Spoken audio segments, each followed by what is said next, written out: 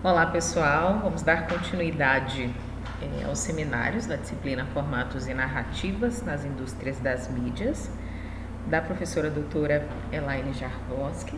Eu sou a Tatiana Viana, mestranda colega de vocês. Eu fiquei com o tema Televisão é a Nova Televisão, um triunfo da velha mídia na era digital. Na verdade, esse é o título desse livro do Michael Wolff. É um livro que foi escrito em 2015, né? Lançado, na verdade, em 2015. Ele está dividido em 25 capítulos e 3 desses capítulos, especialmente os capítulos 11, 12 e 17, foram os capítulos selecionados pela professora e são os que eu vou apresentar para vocês aqui como meu seminário na disciplina. Essa é a capinha dele pela editora Globo. E aqui na sequência a gente tem a capinha do livro da forma como ele foi lançado nos Estados Unidos, né? Ele é um escritor, jornalista especializado em mídia, escreve tanto para jornais quanto para revistas americanos, é também um consultor de startups e pesquisador nos Estados Unidos na área aí, como eu coloquei, de cultura digital e impactos na mídia, na sociedade contemporânea. E nas suas pesquisas, Wolff ele busca esclarecer como é que se deu essa revolução midiática no mundo do entretenimento e da informação, e como é que a indústria da comunicação está sendo transformada por essa era do digital em que a gente vive. Ele também é autor de um livro bem polêmico, escreveu sobre o Donald Trump, o nome do livro, para quem tiver curiosidade aí. Não li, mas fiquei até curiosa também pesquisando um pouco sobre o autor. O nome do livro é Fogo e Fúria. Bateu recorde até logo que foi lançado, acho que no primeiro fim de semana, vendeu cerca de 30 mil exemplares.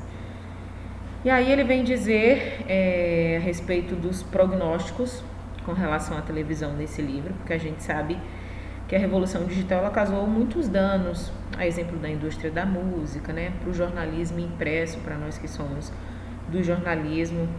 Mas aí o autor coloca que a televisão, contra todos os prognósticos, ela vem dando sinais de que tem plenas condições de se reinventar nessa nova era. Então, o título do livro, Televisão é a Nova Televisão, pode até parecer meio redundante, mas ele vem justamente mostrar que televisão é a nova televisão quando ele fala desse triunfo da TV como uma velha mídia, né?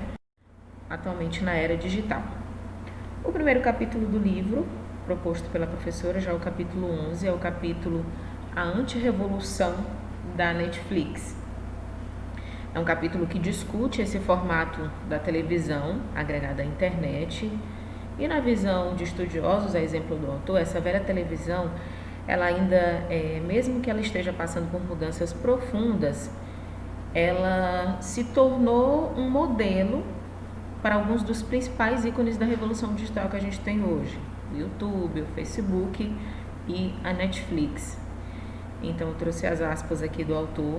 Ele diz que empresas como a Netflix, por exemplo, elas não estão rompendo necessariamente com a televisão, elas estão sim absorvendo, trazendo esse comportamento da TV. Exatamente quando ele diz que não é a Netflix que está levando o digital para a televisão, mas obviamente a Netflix ela está trazendo essa programação, os valores, o comportamento da televisão como uma observação passiva para as telas que costumavam ser interativas e relacionadas à computação. E aí nesse capítulo ele fala bastante sobre a Netflix. Ele diz que foi o primeiro distribuidor de conteúdo do mundo digital. Ela acabou testando esse modelo de assinaturas, implantou o seu serviço de streaming com a licença de conteúdo da Starz, né, que é um canal de TV a cabo, satélite, como serviço secundário de TV a cabo em território nacional, e ela fez essa implantação desse serviço de streaming em questão de horas.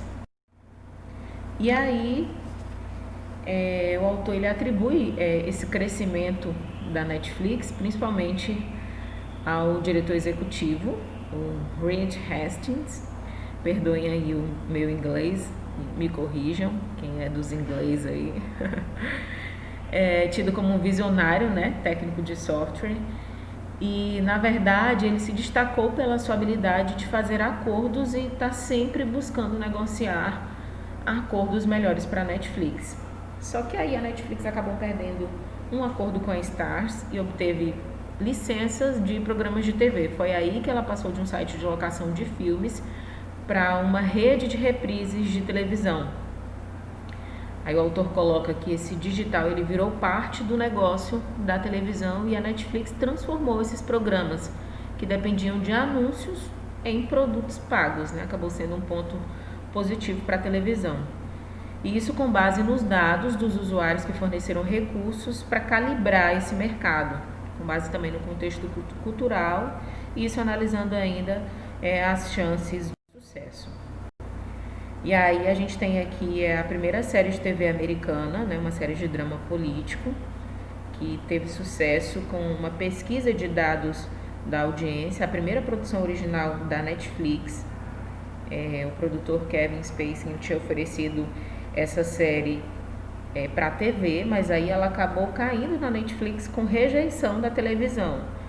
Ela começou a ser disponibilizada a partir de 2013 e foi a primeira série transmitida em resolução 4K pela Netflix. Tá aí o nome da série, não sei se vocês já assistiram ou conhecem ou gostam. E aí na sequência ele vem dizer que com esse sucesso à moda antiga, como o autor assegura, ele diz que esse ápice da Netflix foi um exemplo de business intelligence, que deslumbrou multidões que estavam desesperadas por conteúdo, né, de uma forma diferenciada, como se a Netflix tivesse recriado um canal premium de TV de uma forma diferente no seu formato aí de distribuição. E aí a Netflix dependia da habilidade de licenciar conteúdo televisivo e atrair os melhores roteiristas, os melhores produtores e diretores. Em 2014, esse repórter, Ken Auletta, ele apontou a Netflix como assassina da televisão. Disse que, ao contrário, né, na verdade o autor acabou colocando que, ao contrário do que era previsto, essas emissoras tradicionais tiveram um declínio nas suas receitas de publicidade, mas elas compensaram tudo isso cobrando uma taxa essas operadoras que estavam transmitindo os seus conteúdos. E aí ele destaca também um pouco do YouTube, que é o que ele chama de publicidade sem atrito, porque ela permite que os espectadores pulem os anúncios que são cobrados, né? E esses anúncios só são cobrados de fato dos anunciantes a partir do momento que eles são vistos por esses espectadores. E aí ele destaca uma afirmação de Richard Greenfield, que é analista de mídia e tecnologia, quando ele diz que a TV está simplesmente virando vídeo. E ele traz também um outro trechinho de um especialista em previsão tecnológica, que ele diz que esses espectadores passivos, né, aqueles que consumiam só o conteúdo da televisão, eles deram um lugar a caçadores ativos. E aí, por isso, a mídia digital ela está convergindo para o vídeo. Então, essa mídia digital também ela é TV. E aí, ainda nesse capítulo sobre a antirrevolução da Netflix, fazendo essa comparação com a televisão, ainda apontando essa forma da televisão se sobreviver e se reinventar, se adaptar nessa era do digital, ele diz que nenhum software será capaz de criar comédias e dramas para a televisão, né? Que esse é, de fato, um formato da televisão que pegou e é como se a televisão não perdesse o seu reinado. E a revolução, de fato, da Netflix que ele vê, na verdade, não é nem ela mudar, ele analisa, não é nem como um contexto de mudança que ela propõe para a televisão, mas dela conseguir se consolidar, né? Consolidar seu lugar dentro dela. E aí tem também a questão das ameaças para a televisão, né? Ele diz que existem duas grandes ameaças, e isso os apontamentos colocados ainda por esse repórter, o Auletta, e uma das ameaças da TV que ele propõe é com relação ao modelo de publicidade, porque ele diz que cada telespectador que pula um anúncio, né, que ele deixa essa televisão aberta ou a cabo para assistir a Netflix, por exemplo, ele prova que a TV para ele não vale tanto a pena. Isso apontado para o Auleta. E uma outra ameaça que ele enxerga também é a ameaça existencial, quando ele diz que a partir de 2008, esses espectadores eles já podiam consumir esses vídeos na TV, quando surgiu aí o famoso DVD, né, apenas acoplando esse aparelho na televisão. E porque hoje os serviços de streaming eles estão cada vez mais baratos, né, mais acessíveis para todos e ainda de fácil uso. E à medida que esses consumidores eles têm mais opções, né, e opções que os agradam, ele diz por que eles vão assinar de fato a TV a cabo. E aí, outra coisa que ele aponta e que ele destaca também é com relação à publicidade, porque ele diz que em quase sua totalidade a mídia digital ela é financiada pela publicidade, né, com exceção da Netflix e de outros serviços de streaming que cobram pelo conteúdo televisivo, que a televisão hoje ela extrai 50% do seu faturamento de outras fontes. Isso não porque a televisão ela perdeu essa publicidade, mas porque ela conseguiu dobrar, investir mais no seu faturamento com outras fontes. E aí o autor enxerga o que o Auleta, o autor no caso aqui, o Michael Wolff, ele enxerga o que o Auleta descreve fazendo essa análise dele, mas ele acredita que essa televisão ela está mais para o mercado crescente do que do que ele coloca ela, né? O Auleta coloca ela como no meio ali do fogo com relação à concorrência. E ele diz que o desafio da TV não é o modelo da Netflix, mas que o desafio da Netflix é adotar um modelo mais televisivo. E aí a gente já vem para o capítulo seguinte, que é o próximo capítulo que a professora destacou para a gente discutir aqui, que é com relação ao tempo de tela.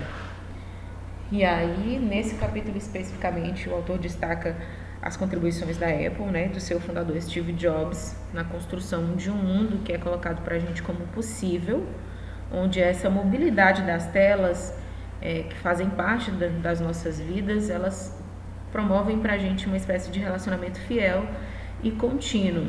E aí ele diz que o Steve Jobs trabalhou a vida inteira para fazer pelo vídeo que ele já havia nos finalmente, né, feito pela música, criando dispositivos móveis, tanto para a distração, mas que também eles tivessem, acima de tudo, uma grande utilidade. E aí a Apple, por ser a empresa mais valiosa, pode até ser, né, na verdade, a empresa mais valiosa dos Estados Unidos, mas aí ele destacou uma frase interessante que eu achei, é que ele diz que ela não chegou lá vendendo anúncios, mas ela faz coisas e vende coisas. E esses dispositivos móveis da Apple estabelecem um mundo paralelo para o consumidor. E isso, a exemplo do iPhone lá em 2007, até o iPad que foi lançado em 2010. E aí o Steve Jobs, ele tinha em mente que além de vender um grande número de unidades, ele podia contar com todo esse controle de distribuição. E aí ele aponta que a indústria da música estava meio que perdida, né, nesse dilúvio digital, nesse mundo digital, até que o Steve Jobs concedeu uma espécie de termo de rendição à música com e a Apple com o seu acordo com o iTunes.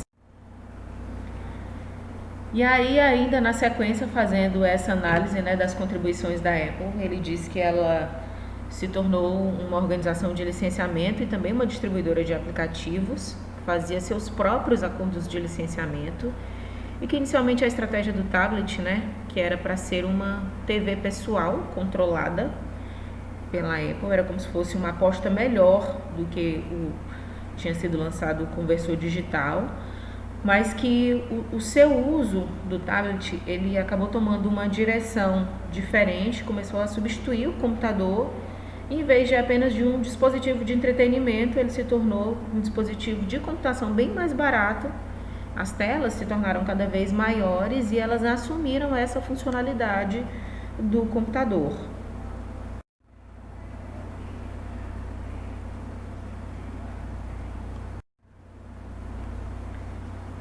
Então, no último capítulo 17, último aqui em análise, né? O livro tem 25 capítulos. O autor traz pra gente a questão da neutralidade da rede.